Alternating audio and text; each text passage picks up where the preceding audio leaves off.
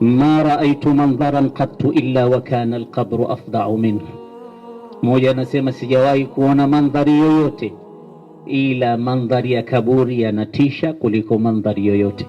Kumbuka humu ndani yupo ndugu yetu na ameshaianza safari yake ya kuelekea kwa Mola wake. Lakini si hivyo tu, alqabru awwalu manzilin min manazili al-akhirah. Hii ndiyo nyumba ya mwanzo katika nyumba za akhira. Wa huwa akhiru darin min manazili dunia, na ndiyo nyumba ya mwisho miongoni mwa nyumba za dunia. Tutahamahama nyumba nyingi, lakini nyumba yetu ya mwisho ni hii hapa. Lakini huko tunakoelekea, kabla ya kwenda katika nyumba aliyoandaa Allah subhanahu wa ta'ala, pepo kwa wema na moto kwa wale watakaokaidi, hii ndiyo nyumba ya mwanzo. Mwenyezi Mungu aijalie nyumba hii iwe nyumba miongoni mwa nyumba za peponi, ya bustani miongoni mwa bustani ya peponi, kwa ndugu yetu ambaye yeye ametangulia na sisi tuko nyuma tunakuja.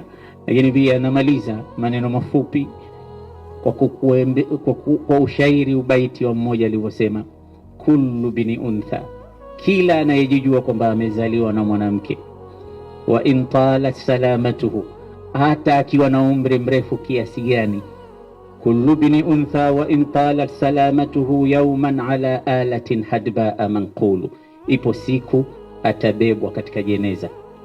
Fa idha hamalta ila alquburi janazatan, utakapobeba siku moja jeneza kupeleka makaburini kama tulivyobeba jeneza la ndugu yetu, fa'lam annaka ba'daha mahmulu, tambua kwamba na wewe ipo siku yako ya kubebwa inakuja.